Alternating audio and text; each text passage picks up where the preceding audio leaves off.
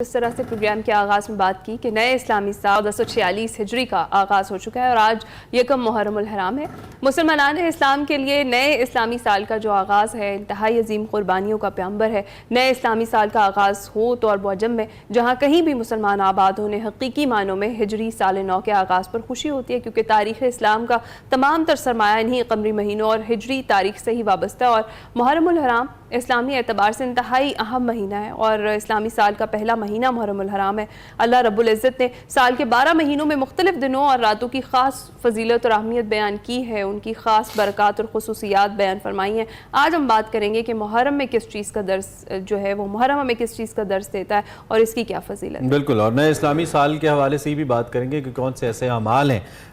جو کہ کرنے چاہیے سنت نبوی صلی اللہ علیہ وآلہ وسلم کے مطابق، کون سی ایسی ترغیبات ہیں جو ہمیں دی گئی ہیں اور اس پہ عمل ضروری ہے۔ پروفیسر ناصر محمود صاحب ہمارے ساتھ موجود ہیں، اسلامک اسکالر ہیں، آپ ان کو جانتے ہیں، ہمارے شوز کا حصہ رہتے ہیں، تو آج ہم نے ناصر بھائی کو دوبارہ مدعو کیا۔ Thank you very much professor صاحب، آپ ہمارے ساتھ موجود ہیں۔ نیا اسلامی سال ایک تو آپ کو بہت مبارک، اور سبھی دیکھنے والوں کو ایک بار پھر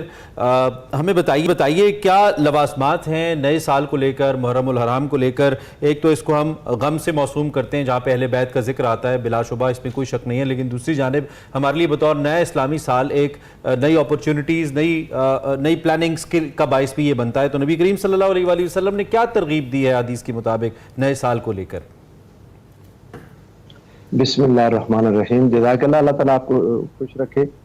بہت اچھا پروگرام اور بہت اچھا موضوع آج کے دن کی مناسبت سے ہے، کیونکہ آج کا دن ہمارے لیے سال نو کا آغاز ہے جی، اور یہ بات آپ نے بجا طور پر پوائنٹ آؤٹ کی کہ اگر اس میں محرم الحرام کے ساتھ ہی امام حسین علیہ السلام کی شہادت جوڑ نہ گئی ہوتی تو یقیناً مبارکباد کا دن ہوتا، خوشی کا ایک دن ہوتا، نئے سال کا آغاز ایک اور انداز میں ہوتا، ڈیفرنٹ انداز ہوتا۔ لیکن اب چونکہ وہ جو ظلم ہوا، ایک تاریخی ظلم اور ایک سانحہ، تو اس کی وجہ سے اس کی خوشی کا معاملہ دب جاتا ہے کہ امام حسین علیہ السلام پر جو ظلم ہوا اور آپ کے ساتھ اور آپ کے اہل بیت اطہار کے ساتھ،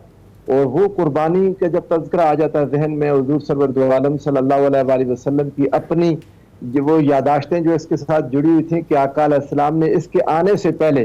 یعنی اس واقعہ اور سانحہ کربلا کے ہونے سے پہلے بھی جب اس کا ذکر کیا تو رسول اللہ کی آنکھیں برسنے لگ جاتی تھیں۔ تو ایک نیچرل سی بات ہے کہ جب یہ مہینہ آتا ہے تو ذکر شہادت امام حسین آ جاتا ہے، تو اس وجہ سے وہ خوشی کا ماحول نہیں رہتا جو عام طور پر ہوتا ہے۔ مجھے ابھی کچھ عرصہ پہلے کی بات یاد ہے کہ جب یکم جنوری ہوا تھا ہمارے یہاں اسی پروگرام کے دوران، میں نے گفتگو میں کہا تھا کہ ظاہر ہے ایک نئی چیز ہے، نیا سال آیا ہے، نئی ایمبیشنز ہوتی ہیں، انسان نئی ریزولوشنز بناتا ہے، اپنے لیے نئے جذبے کا اظہار کرتا ہے۔ یقیناً وہ خوشی کا ماحول اس وقت بھی ہونا تھا جب یہ قمری سال شروع ہوا، تو ایسے ہی ہونا تھا جیسے ہم وہ شمسی سال کے سٹارٹ میں کرتے ہیں بس، لیکن قدرتی معاملہ ایسا آ کے اللہ تعالیٰ کو ساتھ جڑ جاتا ہے۔ اچھا، یہ یکم محرم الحرام ساتھ ساتھ حضرت عمر فاروق مراد مصطفیٰ صلی اللہ علیہ وآلہ وسلم ان کا یوم شہادت بھی ہے۔ اس حوالے سے ویسے دو آراء موجود ہیں ریپورٹڈلی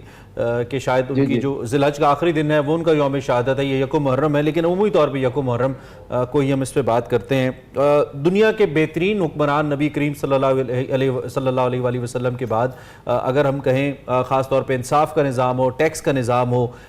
نئی اصلاحات ہوں، طرز حکومت ہو، اپنے آپ کو بہترین خلیفہ کے طور پہ پیش کرنا ہو، ون آف دا بیسٹ، خلفائے راشدین میں بھی ان کا شمار ہے، عشرہ مبشرہ بھی ان کا شمار ہے، بہت بڑی شخصیت اسلام کی، ان کے یوم شہادت کے حوالے سے کیا کہیں گے آپ صاحب؟ کوئی شک نہیں اس میں کہ سیدنا فاروق اعظم رضی اللہ تعالیٰ عنہ نے اسلام کی تاریخ اور انسانیت کی تاریخ، بلکہ میں کہوں ان جیسے دوسری مثال نہیں پیش کر سکا ان کے بعد۔ ٹوٹل کوالٹی مینجمنٹ جو آپ نے عطا کی، جو نظم و ضبط عطا کیا، جو اسلامی تاریخ کے عروج کا کمال آپ یوں کہہ لیں کہ عدل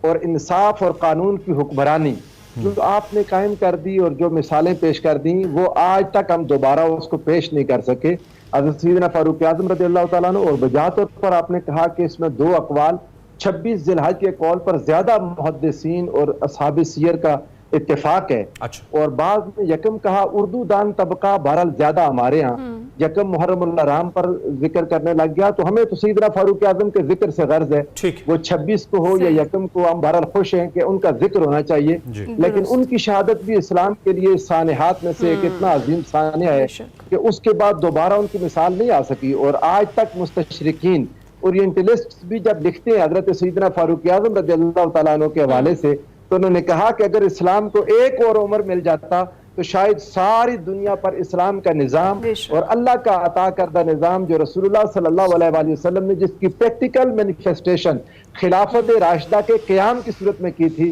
वो यकीनन पूरी दुनिया पर छा जाता। और हमारे यहाँ हजरत उमर रज़ी अल्लाह तआला अन्हु, जिनके बारे में सैयदना फारूक आज़म रज़ी अल्लाह तआला अन्हु आपका लक़ब मशहूर है, हुज़ूर अलैहिस्सलाम ने फरमाया था कि उमर के साए से भी शैतान डरता है। क्योंकि शैतान आपसे डरता था और शयातीन आपसे डरते थे, और शैतान ने और शयातीन ने आपका रास्ता छोड़ दिया, तो जिस रास्ते पर भी आप चले रब्बे ज़ुल जलाल ने आपको फुतूहात कसीरा अता फरमाई। तो इस हवाले से चूंकि हम यहाँ बरे सगीर में सब कॉन्टिनेंट में उनकी याद मना रहे हैं, तो अल्लाह ताला उनकी भी मोहब्बत, उनका ताल्लुक भी मुसलमानों को अता फरमाए। आमीन आमीन। और प्रोफेसर साहब, जिस तरह से हम बात कर रहे हैं मुहर्रम की ख़ास तौर पर, अल्लाह रब्बुल इज़्ज़त ने साल के जो 12 महीने हैं उसमें जो फजीलत के दिन और रातें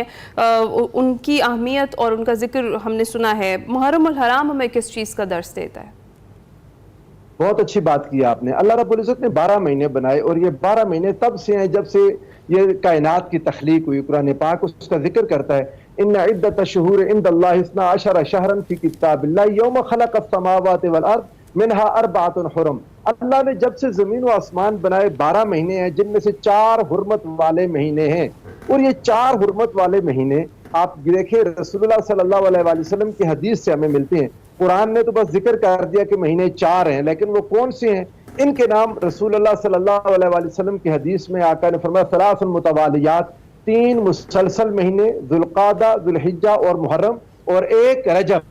जो हुज़ूर अलैहिस्सलाम ने इरशाद फरमाया इनके साथ जुड़ा हुआ नहीं है। तो अब जो आप कह लें कि इन 4 महीनों में भी अफजल कौन है, उलमा ने फिर इस पर गुफ्तगू की। अल्लामा इब्न क़य्यम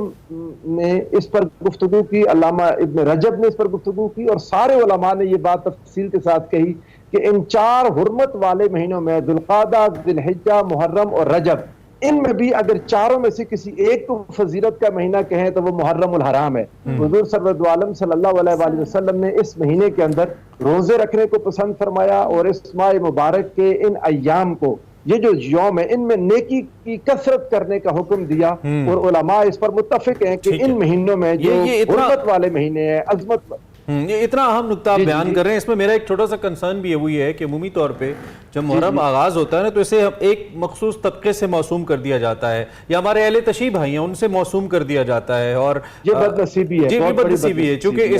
इससे मुंसलिक बहुत सारे और ऐसे अमाल हैं, बहुत सारे और ऐसे अवामिल हैं जिनको इसके साथ साथ लेके चलना चाहिए। तवाज़ुन बहुत ज़रूरी है। और जी प्लीज़ इस पर ज़रा रोशनी डालिए। तो मैं इसमें अर्ज ये करना चाहूँगा कि इमाम हुसैन अलैहिस्सलाम का गम सिर्फ तशय्यो का नहीं है,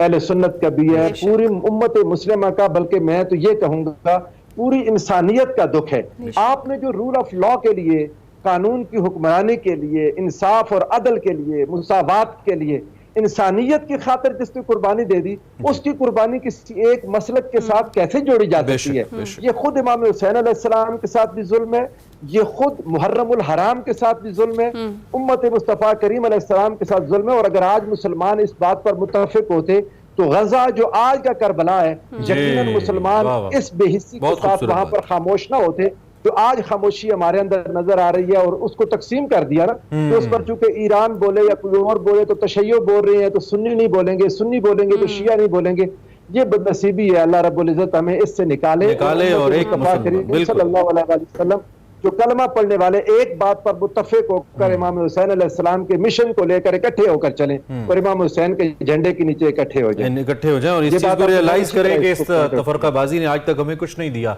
वहाँ से वाई तबाही, बर्बादी और तकसीम के अपने अपने बिल्कुल आप जो अकायद हैं उसको आप जरूर फॉलो करें, आपका राइट है, लेकिन इसमें ऐसा कुछ ना आने दे जिससे किसी किस्म के तफर्रुक एहसास हो। एक होने चाहिए मुसलमान हरम की पासबानी के लिए, एक शेर का मतन है। तो बहुत शुक्रिया आपका नासिर भाई, थैंक यू वेरी मच, आप हमारे साथ मौजूद रहें और आपने इस इंतहाई अहम मौजू पे हमारे साथ बात की। हम प्रोग्राम के आखिरी हिस्से में आपको थोड़ी देर बाद ज्वाइन करते हैं, ब्रेक लीजिए।